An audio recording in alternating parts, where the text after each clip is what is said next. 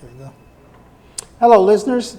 My name is Charles Scott, Sr., and we are here again today, and this is my son, Charles Scott, Jr. How you guys doing today? Good. We're here to give you some informative information. The name of the program is called Can We Talk? We come to you on a weekly basis, and today we're going to talk about, or actually carry on from where we've been talking about. We had a series on what to do and how to improve your house to make it more qualify for increased price. Yes. Give you some, inexpensive tips though, and give you an idea of some of the things that you as a person can do without breaking the bank. Yeah, that's always important.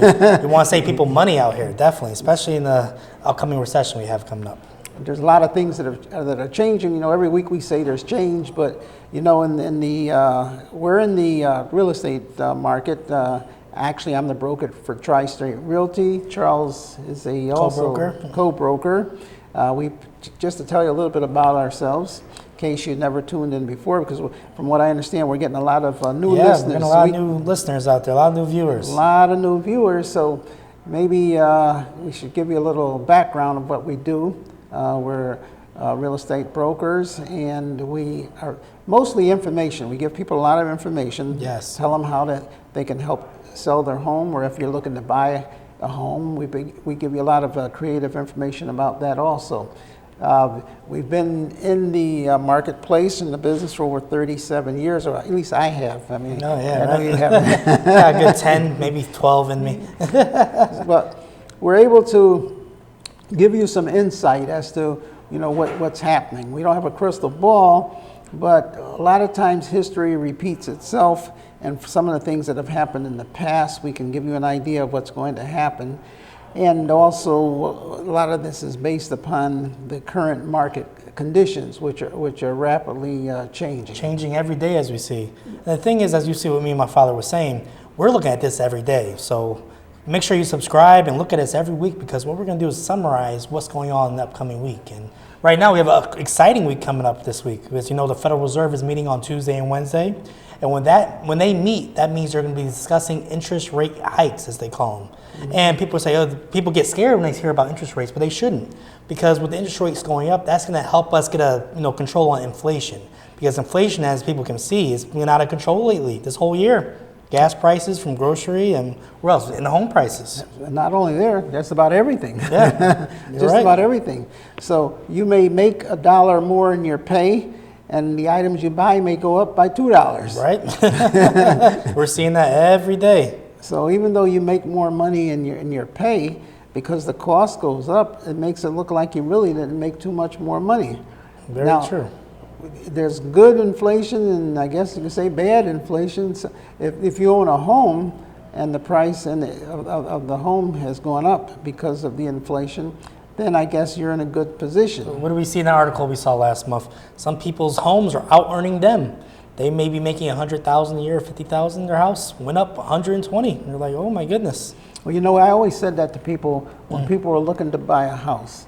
And they'd always come up and they'd say, well, I'm saving my money up to buy a house. I'm going to be saving. And I say to them, well, look, how much have you saved so far? And they might say, oh, I saved $10,000. And I'd say, well, what are you looking to do? If you right now, you should be jumping into the market. You should be buying a house. And then I bring out the pad and the pencil, and I'd say, okay, in the next 5 years, if you save up another $5,000 or whatever, that's $5,000. But what if you buy the house now, and the house goes up by $40,000? There you go. So now you look at it that way. Maybe you didn't put down as much as you wanted to put down, but you have enough to put down just to get started.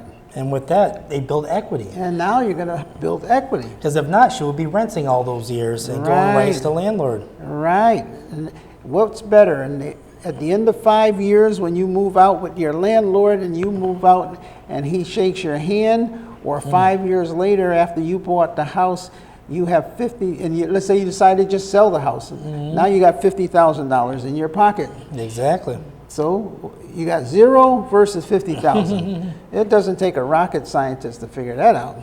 And what I was going to say, what you're saying is what people are doing is they're delaying the home purchase when they should just jump in the market, because there's never going to be an exact perfect time. Right. It's got to be what was the perfect time for you. And speaking on that, like one of the things that we were just discussing on the way here was that when is the perfect time? There really is not a perfect time because you need to just jump into the market, because what's happening is that even though we have inflation, even though we have interest rates going up, there's still a good time for buying and selling. And you might ask, well, how can it be a good time for both people? You know, usually most people look at a buying and selling as somebody wins and somebody loses. Yes, they always look at it that way. But in the real estate market and in any deal, we always say it's not a good deal unless both people benefit. Yes. Both people benefit. And we're at a point right now where, yes, both sides can still benefit. Why? Very true. Well, if you're selling the house, naturally you're going to benefit because you can hopefully make a profit, and you're going to make some money. And that's one of the main reasons why people sell. But on the other side, if you're buying, look at it, the alternative to not buying. You're paying high rent. Yes. So either way, if you don't buy, the rent's going up, and so you're losing there. And if you buy, you're saving money because naturally you're not paying all that rent. And if the seller sells you the house, the seller benefits because the seller is able to make a profit and then go out and buy another property. Exactly. So both sides are winning. And right now is a good time. Now is the perfect time to buy. Now is a good time to sell. Why can the seller still sell? And because what's happening is, even though prices have gone up, there's still a shortage of inventory. Very true. As we know, we're in Fairfield County. Tell them a little bit about that. Yes. Right now, being in Fairfield County, we're wedged between New York, we have Massachusetts.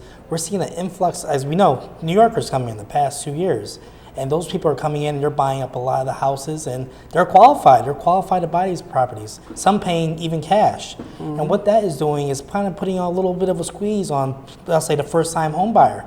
But good news with these interest rates. People see doom and gloom on the TV, interest rates going up. But with interest rates going up, we're going to be seeing less competition on the home buying front for the first-time home buyers. So that's going to be very good news for them. And here's another benefit. Like I said, it's not a good deal unless everybody benefits. Like you just said, a lot of people coming in from New York. So I can hear the audience out there now. Yeah, it's those New Yorkers coming in, buying up the houses. That's why I can't buy one. Well, guess what? I got a winner for you also. Today's your lucky day. The state of Connecticut has announced, and they had a big news conference. They're giving up to $25,000 for people for down payment assistance and to help them buy a house, and also up to $50,000 if it's in areas where the prices have gone up quite a bit. So guess what though? In order to be able to qualify for the program, you must have lived in Connecticut for 3 years, the last 3 years. Yes, that's an advantage that some people in Connecticut will have. So there you go. There's something in it for you also. So the people from New York or people that are coming in from out of town, they do not qualify for that program. You have to have been a Connecticut resident for the last 3 years, and they can check from the post office address, they can check from your tax returns. So this is an advantage for if you live in the state of Connecticut, you're looking to purchase a home, depending upon the qualifications, your income, or whatever other qualifications there are. This is $25,000 to help you buy a house. So as I was just saying there, people come in, I was going to say, people can Google for this. It's called Time to Own. Time to Own. Time to Own, recently launched program here in Connecticut for Connecticut residents. Search it on Google and you'll see it come up, and then basically you'll see the parameters. Right, Time to Own. Time to Own. And that sort of coincides with what I just said. When's a good time to buy? When's a good time to own? The people that say, well, I'm going to wait. Well, the state of Connecticut just said it's a time to own. Time to own. You see the name of the program. And they're putting their money behind it. So this is a program, as you said, they can Google the program, and you can download the application, and you can see all of the details if you want to get out there and purchase that home. And you can enjoy the appreciation of property and the benefits. So there's, like I said, that's where everybody wins. It's Exactly. a win-win situation. So as you see, this upcoming week, we have the Federal Reserve meeting on Tuesday and Wednesday. That's a big one. That's going to be a big week. We have an exciting week coming up. And you'll see if our broadcast next Monday, we'll have the results of those meetings. That's right. That's a big one. What's happening is the Federal Reserve, they meet, just about every quarter? Every quarter. And they set the interest rates. So we're all anticipating to see, well, we've already got an idea that they're going to go up. Yes. The secret is how far up. How far are they going to go up? They don't tell us that. Nope, and they that's don't the secret. actually tell us that they're even going to go up. But let's put it this way: what they've been doing is trying to lower the inflation. You know, Yes, inflation's they going put a cap up. on the inflation. So therefore, I'd be surprised if they did not increase it. But we don't know how much of We don't know how much. We don't know how much of an Well, increase. as you see, the market is expecting a large increase. Just as you can see, what was that number? 9.1 inflation rate we had 2 weeks ago, which is pretty high compared to the last 40 years. That's exactly it. Now, you know, it's like what is it? Newton's law of gravity. Yes, what must goes up comes down. must come down. Eventually, things go up, and then they come down, and then they go up, and then there's a cycle. Yes. So the other side of looking at the interest rates is that, you know, I always say it's not a good deal unless both sides win. How about all of the people that are retired, that are living under CDs, Yes. living under interest rates? What about people that have invested their money and the interest rate helps subsidize their Social Security and helps give them money? Well, with low interest rates, they don't make that much money. They're barely surviving. And when the interest rates go up, well, that means that every month they're going to get more money. Exactly. Just like I was just reading, if you're on Social Security, you can probably expect the largest increase that you've had in many, many years starting next year. Yes. Because the cost of living index is going to go up. And what's going to happen is, because inflation kicked in, they're going to give you more money to be able to survive. So, as I said, some people benefit, and it's not a good deal unless Both sides win. So Now, to continue our course as far as fixing your house up, because as you know, some of our viewers already are homeowners. Right. And they may say, well, I have a house, I'm not moving, but maybe I am. What could I do to make some more equity appear in my house? So in the past couple episodes, we covered the bathroom, living room, kitchen. Now we're going to focus on what some people may neglect, is the basement. You may say, what can I do to spruce up my basement? Let's talk about the Battleship Gray. Oh. Yes. So what people do is they go in the basement. Let's say you have a concrete floor. Yes, it may look gray. It's been like that way since you moved in, but you never know what a new coat of paint will do to a new room, an old room. So what you want to do is go to Home Depot, get what they call Battleship Gray. Or any paint store. Any paint store, yeah. No preference. Yeah, right? But yeah, you go to your local paint store, get a Battleship Gray. It's more of like a flat gray. Don't get a glossy gray that reflects that. You want like a flat Battleship Gray paint, and paint the entire floor that color. Clear everything out, even around the hot water heater and your furnace. You want to make sure everything is gray. You're going to see it's going to give that room a new life. Makes it look like, remember the house that we sold where the lady, she actually painted the floor but put the glitter in the paint. You can buy a little package of glitter and you have it mixed in with your paint. Yes. And when the basement floor was painted, from the photo, it looked like carpet. Yeah, it did. It looked really good. It was really, I mean, that was a unique. Very eye-catching. Very eye-catching, because you take away from the doom and gloom of the basement, dreary-looking basement, and it brightened the basement right up. You know, the other thing is that you can, just for a quick fix, you can buy one of those little spray guns. They cost like $99, and you put the paint in there, and you can spray the walls and the ceilings. This is if you're really not going to fix up the basement that much. Yes. This is we're on the budget economy. On a budget, bare bones. We're on the budget economy fix up. What's it do? Well, instead of having a dreary-looking basement, it add thousands and thousands of dollars to your selling price, and it just brightens up your whole basement by doing that. Now, if you're going any further than that, we always tell people to get a what? What's that? Permit. Very, very true. You have to get permits when you do work. Big work, not just painting your basement. That's simple. Anybody. But if you're going to change the structure of your basement or add a new entry into your basement, make sure you pull a permit. Or any electrical or plumbing work. Just remember, if you're doing electrical work and you're putting outlets down in the basement, you have to get a permit, because now you're running wires off of your electric box, and you're drilling holes, you're putting in lighting fixtures and running wires throughout the basement. This requires an electrical permit. Now, when you say, well, how much work? I would say with just about any electrical work that you are doing, and you also use a licensed electrician. Yes, I was about to go into that. I would say, basically, when you hire somebody, I mean, let's say everyone knows somebody that may be a handyman. He may tell you, we don't need permits. Have them double check. You want to make sure you pull permits, not just for the safety aspect of it, but also for when you go to sell the house. You may have an appraiser that comes and looks at the new changes, and they'll say, hey, were permits pulled? And that'll delay your sale or maybe even break your sale. Not only that, I'll give you a good example. This happened, last week?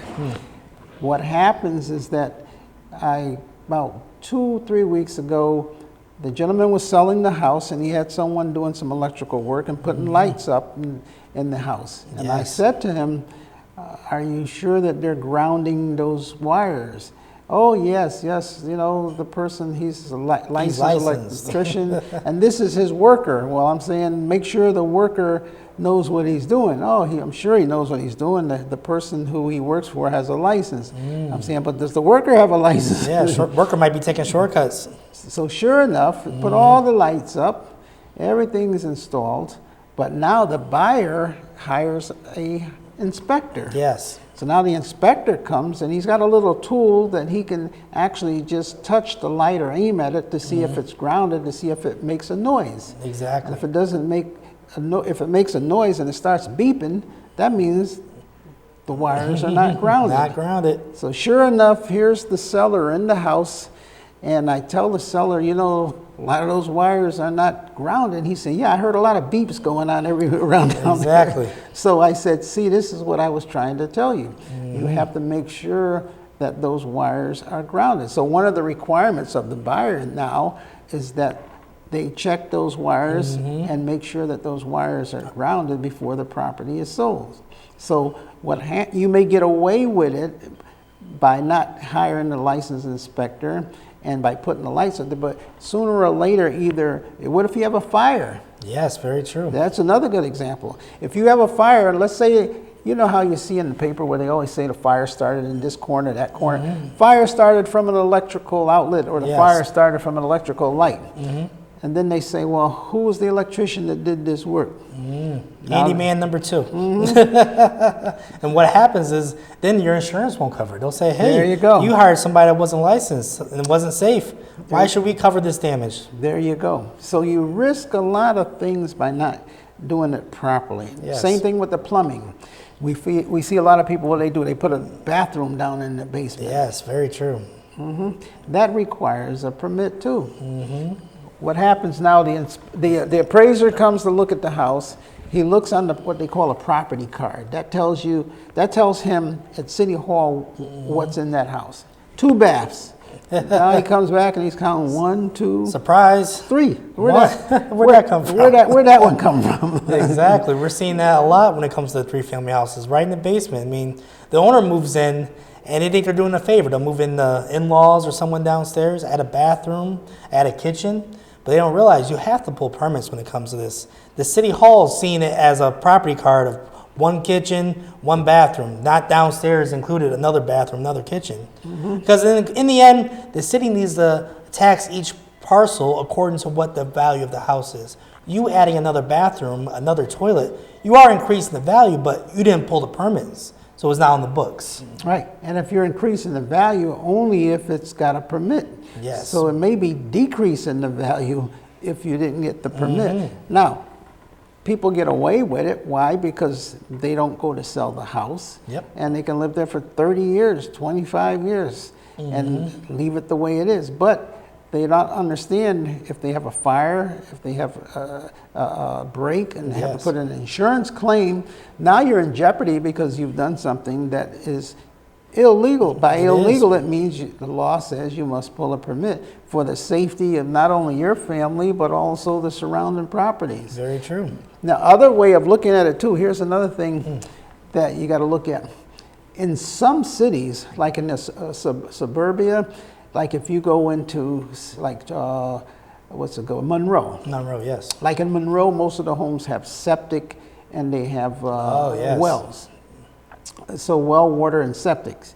So when you build that house, this town has you build a septic tank.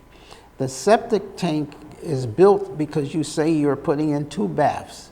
So that septic tank is built with the specifications that it's only going to take water running off of 2 bathrooms. When you add that additional bathroom, now you have over capacity for that septic system, and that system can blow up or be damaged, and it costs $30,000 or more for that septic system. Because I've seen people say, well, I'll put a bath in. Well, you got to run that by the town, because the town may say, no, you can't put that in. That's going to be too much going into that septic system. They're going to make you want to upgrade the septic tank. Exactly. And that's another cost. So the thing is, if you put this soil in, let's say it does rupture the septic tank and it starts to leak into the soil. The city discovers that, they have to be alerted. Let's say you hire an inspector to look at your septic tank. It's his duty to then report that to the state, because at that point it becomes what they call an environmental hazard, which can affect the surrounding area, surrounding water. You could be basically getting people sick with what this sewage is going into the water. Contaminated. Guess what? Now you are required to dig up all the contaminated soil. Yep. And supply all your neighbors with water. Yes, you're responsible.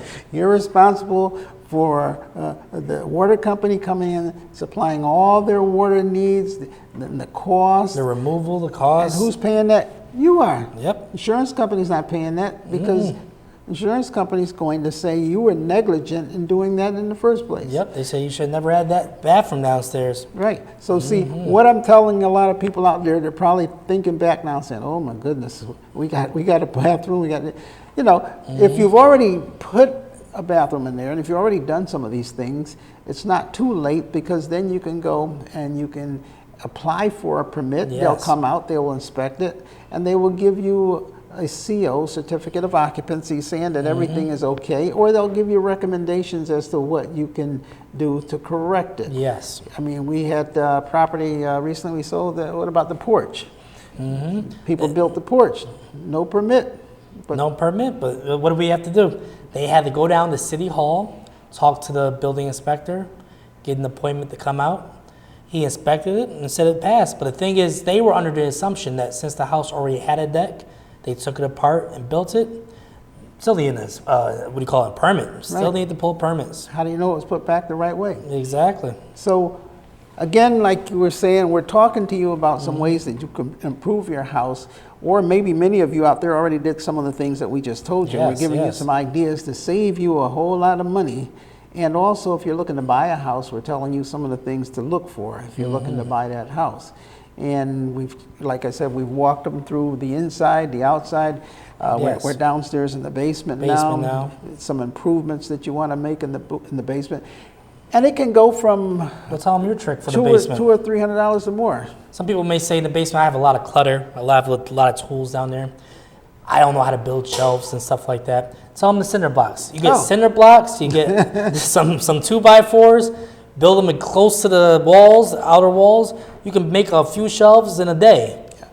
An hour. Build them as high as you need or as low as you need. Right. Rather than have clutter all around your walls, you get the cinder blocks, and you just, that's like the old school. Back in the old school, many of you out there might remember how you're in your college days or in your dorm or in your room, you didn't have furniture, so you got milk crates. Yep, just you like got that. Milk crates, and Milk crates will work too. And you put a board across there, Yep. and it looked decorative. Well, in your basement, you get the center blocks. You get a board, 11-inch by 15-inch boards. Take and clean up all of the basement and put everything on shelves. Put it on shelves, categorize it. This is Make my it look car neat. supplies. These are my spare tools. Spare tools. So what we're telling you is that all it takes a little elbow grease. Doesn't cost a lot of money, and you can add thousands and thousands of dollars of value to your house. And one more of your tricks. We see them on ads seen on TV, dollar store. Get those motion detection lights. Instead of putting them outside the house, put them in your basement. So as you walk down the stairs, lights come on from the motion. You're not hooked up to your electricity. Your bill's not going up. Right. You're battery operated. These are all ideas that don't cost a lot of. Don't cost a lot at all. Might cost you $400 in total to do your whole basement over. You're right. And it might resell for $10,000 more. Exactly. You get your money right back and then some. Tell me if that's not value. But as we said each week, we're here to help the people. We're here to inform you. Like today, we talking about the Time to Own program. Remember to Google that? That's right. Remember to do emphasize that a little bit more. Yeah, Time to Own Connecticut. Time to Own Connecticut. Type that. It's a Connecticut program. Right. And you can get up to $25,000 or $50,000, depending upon where you live, to help you buy a house. Very true. And that can be used in addition with any other programs that you may be able to uncover. Maybe the bank has a special program. You can use the bank special program and use the Connecticut program to help you buy a house. So it shouldn't be an excuse, so I don't have enough money. I'm going to wait till I save up more money. Exactly. They're out there to give you home ownership. Very true. So, as I said, you want to sign off? Yes. As we see, tune in next week. We'll have more information about what's going on with the Federal Reserve and the market we're living in.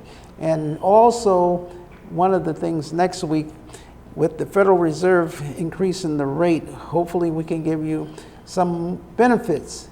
Yes. How it will help you. Some of the things that you can do that will increase not only your buying power, but also be able to plan for the future so that whenever you're looking to sell, whatever it may be, we're there to help you. Wherever your next move, Tri-State will be here. Tri-State Realty will be there to help you out. Yes. So until next week, Father and Son team, Yep. God bless. Shalom. Amen.